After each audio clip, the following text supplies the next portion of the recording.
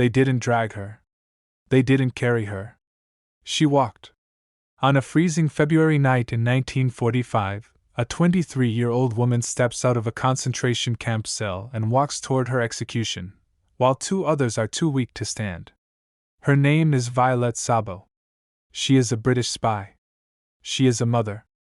And in less than 5 minutes, she will be shot in the back of the head behind a crematorium. So here's the question no one asks. What kind of person survives torture, starvation, and betrayal, and still refuses to give up a single name? Tonight we're going to walk her final path and uncover how a shopgirl from London became one of the most dangerous women the Nazis ever hunted. She was executed because she never spoke. But what she carried in her memory may be even more powerful than any weapon. February 5, 1945. Ravensbrück concentration camp. The temperature is below freezing. 3 women are removed from their cells. 2, Denise Bloch and Liliane Rolfe, are lifted onto stretchers. Months of starvation have destroyed their bodies. The third woman stands up on her own. Witnesses remember this detail clearly. Because it shouldn't have been possible. She is wearing the same thin summer dress she was captured in months earlier. No coat. No gloves. No boots. Just resolve. Behind the crematorium, the camp commandant reads their death sentences aloud. No explanation. No appeal. They are ordered to kneel. One by one. A single gunshot. Efficient. Clinical. Silent. Violette Szabo is 23 years old. Her ashes will never be recovered. But this is not where her story begins. Violette Rain Elizabeth Bushell is born in Paris in 1921. Her father is English. Her mother is French. 2 countries. 2 languages. 2 identities.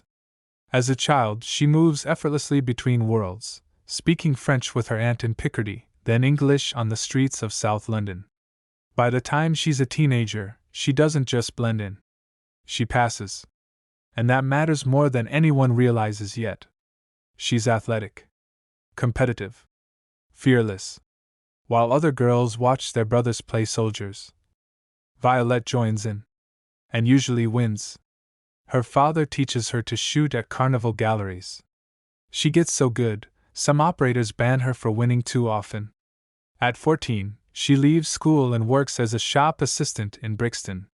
Beautiful, yes. But that's not what people remember. They remember her laugh. Loud. Contagious. Unbreakable. The skills that would one day save Allied lives weren't taught by the army. They were learned at a carnival. July 1940. London. At a Bastille Day parade, Violette meets a man in a French Foreign Legion uniform. His name is Violette Szabo. A decorated officer. A veteran of Norway and Dunkirk. She is 19. He is 31. They marry 5 weeks later. Because war doesn't wait.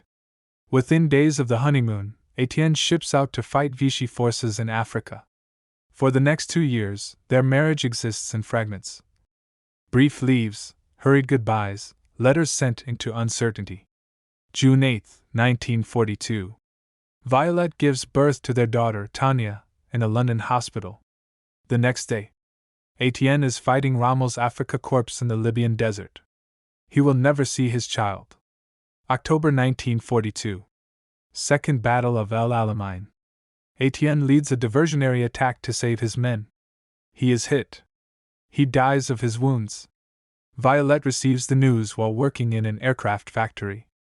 She is 21 years old. A widow. A mother to a 4-month-old baby.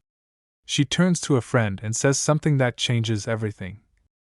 My husband has been killed by the Germans. And I'm going to get my own back. She didn't grieve the way people expected. She chose revenge, and a secret war most civilians never knew existed. The name sounds harmless. The Special Operations Executive. But its purpose is anything but. Created by Churchill to set Europe ablaze, the SOE specializes in sabotage, espionage, and resistance warfare behind enemy lines. They need agents who can disappear into occupied countries. Agents who can pass When a recruiter meets Violette, they see it immediately. Fluent French. Perfect accent.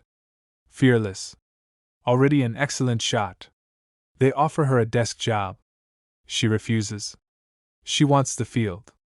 In 1943, she leaves her daughter with her parents and vanishes into training. What follows is not glamorous. In the Scottish Highlands, she learns how to kill silently. In Hampshire, she memorizes codes and German uniforms. She becomes lethal with pistols, Sten guns, explosives. One instructor writes something chilling in her report. She would be happy to die fighting, if only she could take some Germans with her. Then comes the injury. During parachute training, she badly sprains her ankle. It never fully heals. She passes anyway. Because pain, to her, is negotiable. Before her first mission, Violette meets Leo Marx, head of SOE codes. Each agent is given a poem, used to encrypt radio transmissions. Most get famous verses. Marx gives Violette something different. A poem he wrote himself. For a woman he loved. And lost. She memorizes it completely.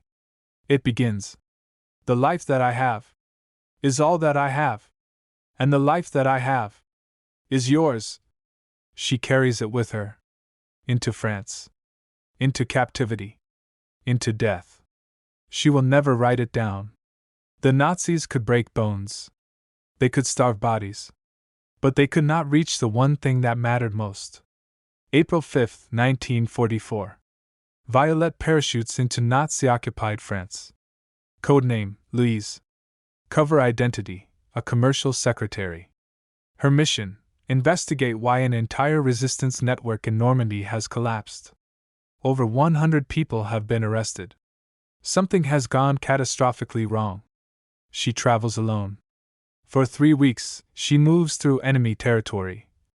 Meeting survivors, gathering intelligence, mapping defenses. Twice, German security stops her. Twice, she talks her way free. Her reports directly influence Allied bombing raids. And when it's over, she allows herself one small indulgence.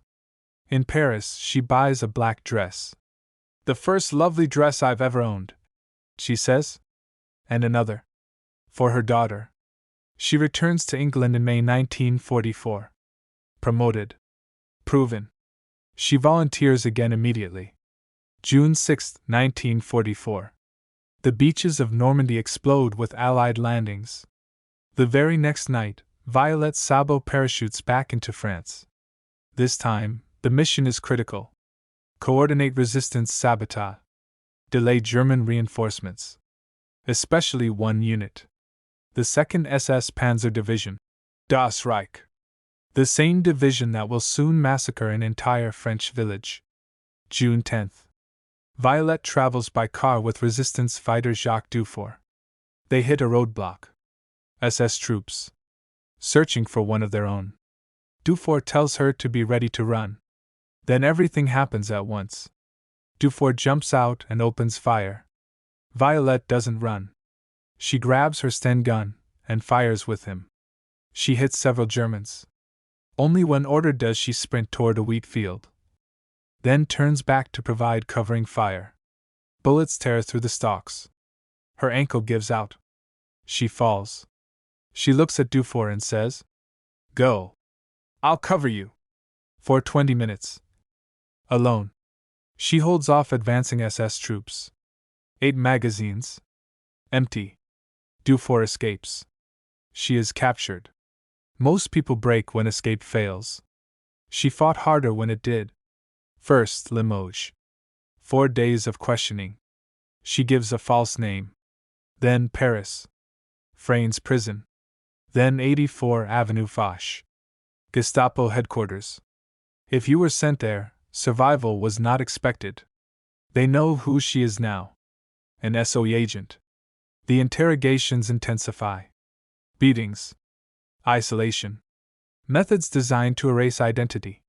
She gives them nothing. Not a name. Not a location.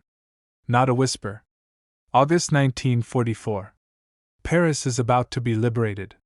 The Germans evacuate their most valuable prisoners.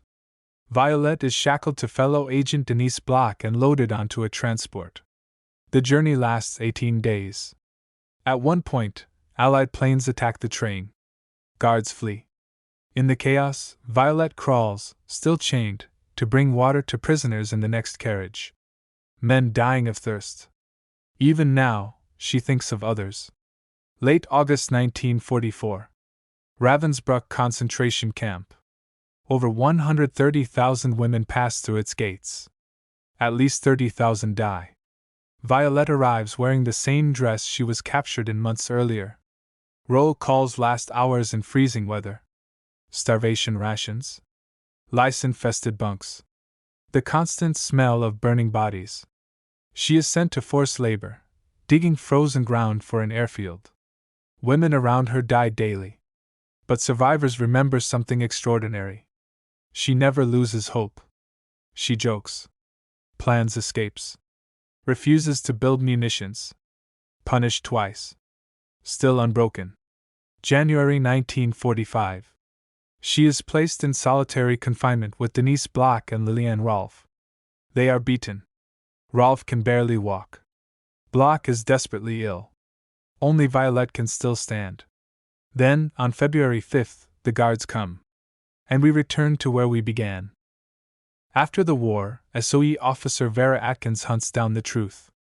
She interviews hundreds, including the men who ordered and carried out the executions.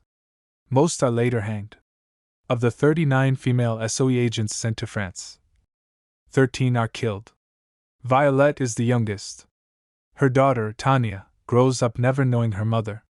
In 1946, at Buckingham Palace, a 4-year-old girl receives the George Cross, Britain's highest civilian honor. She does not understand it yet. She will later write a book titled Young, Brave and Beautiful. Today, Violette Szabo is remembered across Britain and France. Blue plaques, memorials, museums, a face carved into stone, and a poem, carried silently into death, that survives her. So what kind of person walks to their execution? After everything? A shopgirl, a widow, a mother, someone who decided grief would not be the end of her story. Violette Szabo gave the life she had.